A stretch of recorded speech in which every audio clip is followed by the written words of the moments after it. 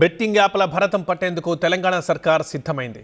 సిట్తో దాని మూలాల్ని పెకలించేందుకు లోతైన ఇన్వెస్టిగేషన్కి ఆదేశించింది.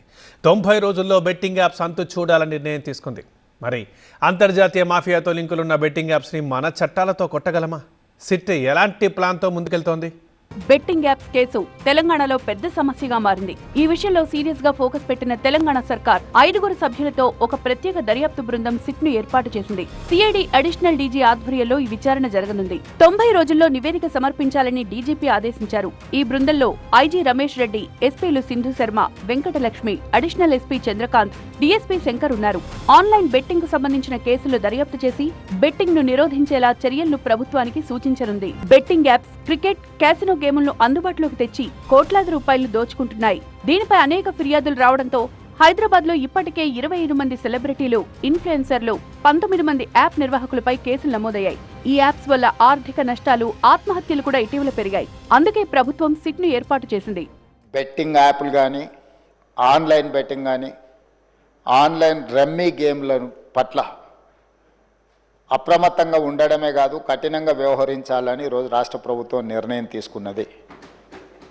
దీన్ని నిరోధించడానికి, నిషేధించడానికి అవసరమైన చర్యలు తీసుకోవడానికి ఒక స్పెషల్ ఇన్వెస్టిగేషన్ టీం, వీలైతే సిబిసిఐడి కానీ లేకపోతే అధికారులతో సమీక్ష చేసిన తర్వాత ఒక స్పెషల్ ఇన్వెస్టిగేషన్ టీంను వేసి కఠినంగా వ్యవహరించాలని చెప్పి ఈరోజు రాష్ట్ర ప్రభుత్వం నిర్ణయం తీసుకున్నది. అధ్యక్ష, సిట్ ముందున్న లక్ష్యాలు తెలంగాణలో బెట్టింగ్ అన్న పేరు వినిపించకుండా చర్యలు తీసుకోవడం.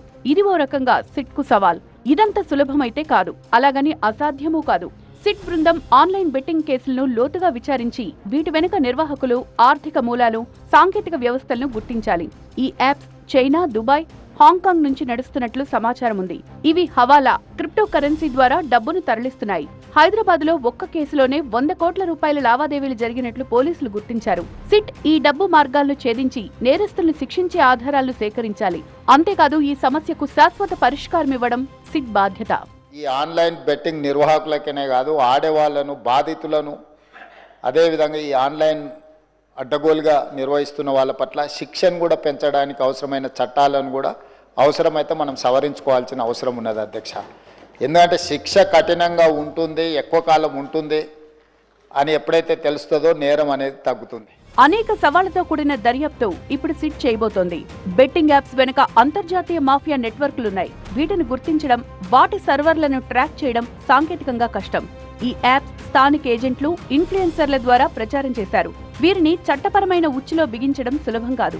రాజకీయ ఒత్తిళ్లు కూడా ఈ దర్యాప్తును ప్రభావితం చేయవచ్చు. ఎందుకంటే కొందరు ప్రముఖులు ఈ యాప్స్ తో సంబంధం కలిగి ఉన్నట్లు ఆరోపణలున్నాయి. ఆన్లైన్ బెట్టింగ్ ఒక విష వృక్షంలా వ్యాపించింది. ఇది యువతను ఆర్థికంగా దెబ్బతీస్తూ వారి భవిష్యత్తును నాశనం చేస్తోంది. ఒక అంచనా ప్రకారం తెలంగాణలో గత 2 ఏళ్లలో ఈ యాప్స్ ద్వారా 5,000 కోట్లకు పైగా లావాదేవీలు జరిగాయని తెలుస్తోంది. ఇది రాష్ట్ర ఆర్థిక వ్యవస్థకు కూడా నష్టం. ఈ సమస్య నియంత్రించకపోతే ఇది సామాజిక అస్థిరతకు దారితీసే ప్రమాదం ఉంది. సిట్ దర్యాప్తు ఈ విష వృక్షాన్ని కూకటి వేళ్లతో పెకిలించాల్సింది. సిట్ 90 రోజుల్లో తన నివేదికిస్తే ఇది ఆన్లైన్ బెట్టింగ్ పై కఠిన చట్టాలు తీసుకొచ్చేందుకు మార్గం సుగమమవుతుంది.